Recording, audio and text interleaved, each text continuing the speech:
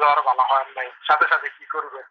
এই ডাক্তারের মনে হয় প্রেসক্রিপশনে ভুল আছে, আবার এদিনের উপরে ডাক্তারের কাছে, সেও প্রেসক্রিপশন দিল, আপনি এসে খাইলেন, কিন্তু জ্বর ভালো হলো না। মিয়া সাহেব, আপনি কি বসে থাকবেন নাকি? আপনি বসে থাকবেন না, এইবার দৌড় দিবেন ঢাকা শহরে বড় ডাক্তারের কাছে। ঢাকা শহরে ডাক্তার যদি ভালো না হয়, আপনি চলে যাবেন সিঙ্গাপুরে, মাউন্টেনে যাবে। কি ব্যাপার? ডাক্তার ঠিক করতে থাকবে, অসুখ ভালো হয় না, ডাক্তার কি কোনো ভুল করতেছে না?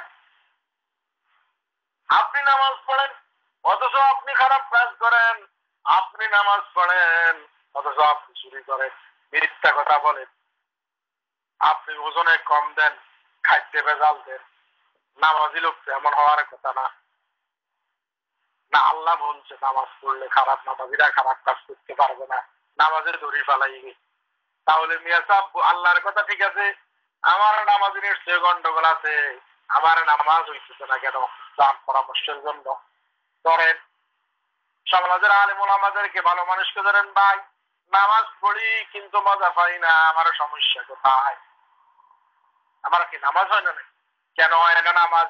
নিশ্চয় আমার ইনকাম কি, আমি যেটা খাই হালাল খাই কিনা হারাম খাইয়া নামাজ পড়লে কি নামাজ হবে? কখনো না। ভাই আমার হারাম, আমি তো হারাম খাই না, আমার ইনকাম হালাল, তাহলে আমার নামাজ হয় না কেন? নিশ্চয় তাহলে উজু করতে কোনো বলেছিস, উজু না হলে কি নামাজ হবে? হ্যাঁ, উজু হচ্ছে কি নামাজের চাবি। না আমার উজু ঠিক আছে, তাহলে নামাজ পড়তে হয়তো আপনার অসুবিধা। যেভাবে রাসূল নামাজ পড়তে বলছেন আপনি সেভাবে নামাজ পড়তে পারেন না। হ্যাঁ, সেভাবে নামাজ পড়েন, শিখে নেন কিভাবে নামাজ পড়তে হবে, কোরআন তেলাওয়াত গুলা ঠিক হয় কিনা, নামাজের আহকাম হাকাম ঠিক হয় কিনা।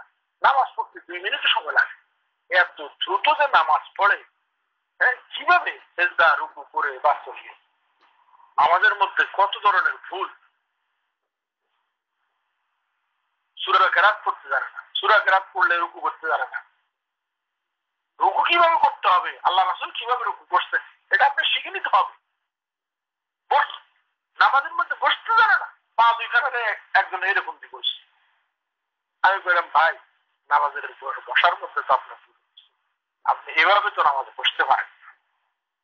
রাসূল দেখিয়ে দিচ্ছেন নামাজের মধ্যে কিভাবে বসতে হবে। ভাই আমার পা সমস্যা, আমি পাকা করে বসতে পারি। আমি বললাম ভাই পাকা করে বসতে পারেন না তো কি হয়েছে? 3 পদ্ধতিতে নামাজে বসার নিয়ম আছে, আপনি যে কোনো একটা পদ্ধতিতে বসেন। ইসলাম বহুত সহজ, আপনার নিজের মন মতো বসলে হবে না। সেইভাবে চেষ্টা করতে জানে না, হাত কোথায় থাকে, মাথা কোথায় থাকে জানে না, আপনার মন মতো নামাজ হবে নাকি? সালাম বেরোর সময় শেষ। সব কিছুর মধ্যে নামাজের মধ্যে সিস্টেম আছে, একটা পদ্ধতি রাসূল দেখিয়ে গিয়েছে। আপনি সেই পদ্ধতি অনুসরণ করেন, আপনার নামাজ 100 ভাগ কবুল হবে। নামাজ কবুল হওয়ার সাথে সাথে মনের মধ্যে আপনার শান্তি এসে যাবে, আর সেই নামাজে আপনাকে হেফাজত করবে সমস্ত কিছু। الذين هم على صلاتهم يحافظون। সফল হয়েছে ওই সমস্ত লোকেরা যারা নিজেদের নামাজকে হেফাজত করেছে। নামাজের হেফাজত করা লাগে। মসজিদে নামাজ পড়ে আসলাম, মসজিদের মধ্যে নামাজটারে রাখি চলে আইছে, বাইরে আসার পরে এই লোকটার ব্যবহার দুর্ব্যবহার, মানুষ পালাইয়া যায়। নামাজের ব্যবহার এরকম হইতে পারে না, নামাজের ব্যবহার এরকম হইতে পারে না। আপনার ব্যবহার দেখলে মানুষ পালাবে কেন? আপনি নামাজি মানুষ, আপনার ব্যবহার হবে সেরকম। আপনারা দেখলে যেন 2টা লোক মসজিদে দেখে, লোকটা নামাজ পড়ে, বহুত ভালো, মিথ্যা কথা বলে না, লোকটা নামাজ পড়ে, লোকটা ইনসাফ প্রতিষ্ঠা করতে পারে।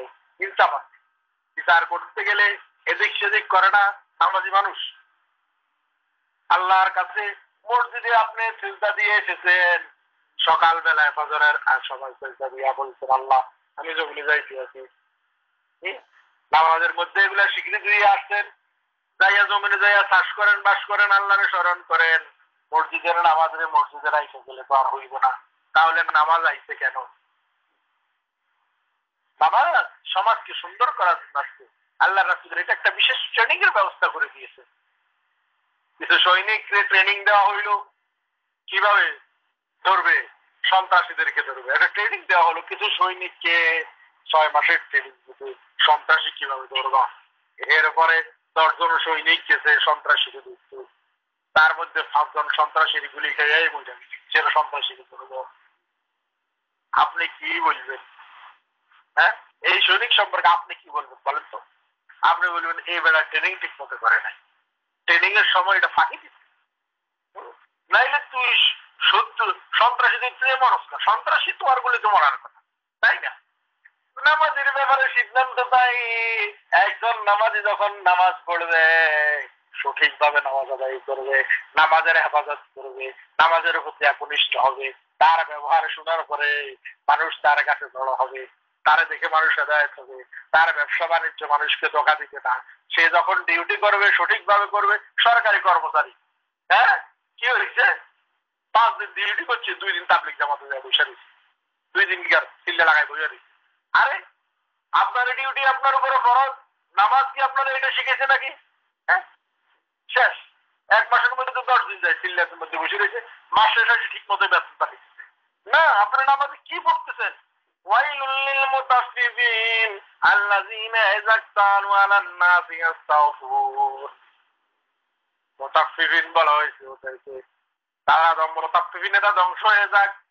আল্লাযীনা ইযা ইক্তালু আলান নাসি ইস্তাওফুন ওয়া ইযা ক্বালুহুম আও আযানুহুম ইউখসিরুন। তখন এরা নেয় ঠিকভাবেই নেয়, মাসে 10,000 টাকা বেতন, 10,000 টাকায় নেয়, কিন্তু 2 দিন যে ডিউটিতে দেরি হয়েছে বলে না আমার এই 2 দিনের ডিউটির টাকা কাটে রাখো।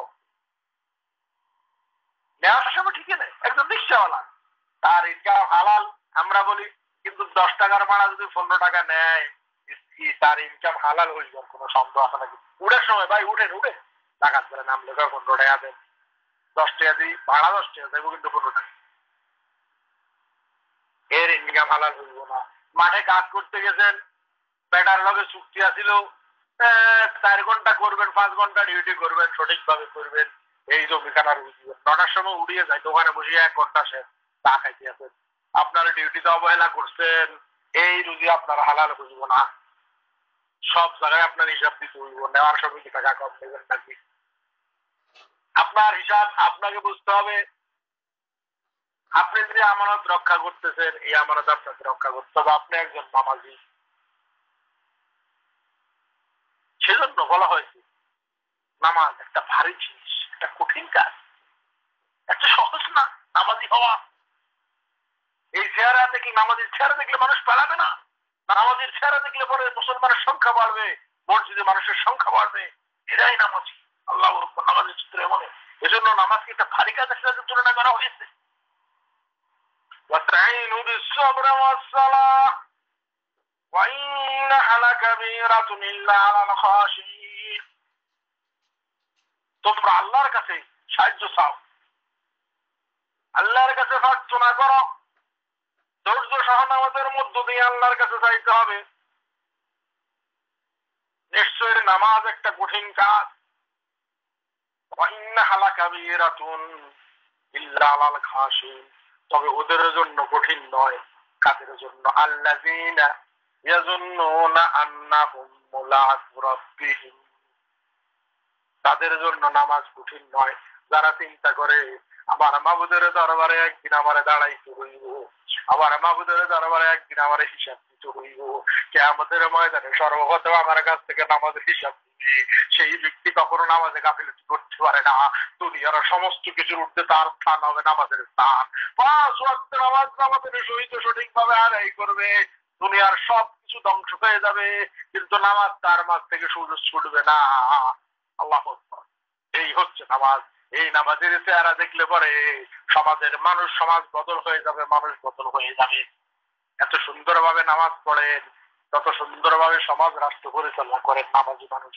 ইলেকশনে দাঁড়াইছে, আরে নামাজিরে ভোট দিব, নামাজিরে ভোট দিব না, 5 ওয়াক্ত নামাজ পড়ে এই লোককে যদি ভোট দিই সমাজে শান্তি আসবে। কিন্তু আমরা উল্টা, নামাজি মানুষকে দেখলে আমরা বলি আরে মোল্লারে দেখি তারা কিছু হইব না, নামাজি তারে মারি আসি, চোরের মারি আসি, ডাকাতের মারি আসি, 5 বছর পরে আমাকে লগে ডাকাতি করে, দুর্নীতি করে, তারপরে আমাকে আকল হয় না। আমাদের ভোট দিতে আমাদের লজ্জা লাগে না? সমাজে যদি নামাজ প্রতিষ্ঠা থাকতো তাহলে চিত্র তো হইতো ভিন্ন। সমাজে নামাজ প্রতিষ্ঠিত নাই দেখিয়া বেনামাজি ইলেকশনে খারাপ সাহস পায়। সমাজে কাপড় আছে দেখিয়া কাপড় পরে কাপড় ভর্তিছে এটা সমাজে প্রতিষ্ঠিত দেখিয়া ল্যাংটা মানুষ সমাজে চলেনি, চলে না। চললে তার একবারে বেশি শরম লাগে, নিজের বাড়ির তো না নিয়ে কাপড় একটাও নিয়ে তার পরাই দিব, বাবার কি তোর কাপড় নাই ধর এটা পর, এর শরম না লাগুক, ল্যাংটা শরম না লাগুক, কিন্তু যে দেখবো একটু শরম লাগে, তাই না? কারণ সমাজে কাপড় প্রতিষ্ঠিত আছে, এই জন্য উলঙ্গ লোক দেখলে পরে ছায়া শরমের ব্যবস্থা হয়। কিন্তু সমাজের সব যদি উলঙ্গ থাকতো তাহলে পরে কাপড় আলাদা দেখলে পরে কেমন ভেঙেছো না? আমাদের এই সমাজটা হয়ে গেছে বেনামাজির এই সমাজ। সেজন্য নামাজিরে দেখলে ম্যাঙ্গায়, নামাজিরে দেখলে মনে করে নামাজি কিছু পারবে না, নামাজির সেখানে কদর নাই, গুরুত্ব নাই। যদি এই সমাজে নামাজ প্রতিষ্ঠা থাকতো তাহলে বেনামাজিরে দেখলে মানুষের চিৎকারে দিত, বেনামাজি সাহসে পাইতো না ভোটে ইলেকশনে দাঁড়াইতো।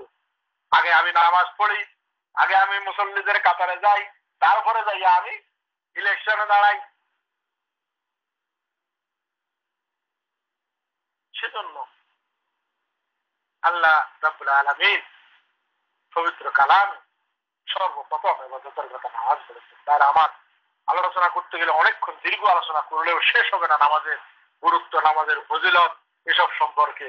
তবে এটুকু জেনে রাখো ভাই, ঈমান আনার পরে 5 ওয়াক্ত নামাজ জামাতের সহিত যথাসময় আদায় করতে হবে, কোনো ছাড় নাই।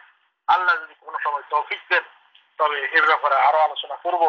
ওয়া মা তৌফিক ইল্লা বিল্লাহ, আলাইহি তাওয়াক্কালতু ওয়া হুয়া রাব্বুল আরশিল আযীম। আস্তাগফিরুল্লাহ ওয়া আস্তাগফিরু ওয়া আতুবু ইলাইহি। আসসালামু আলাইকুম ওয়া রাহমাতুল্লাহি ওয়া বারাকাতুহু।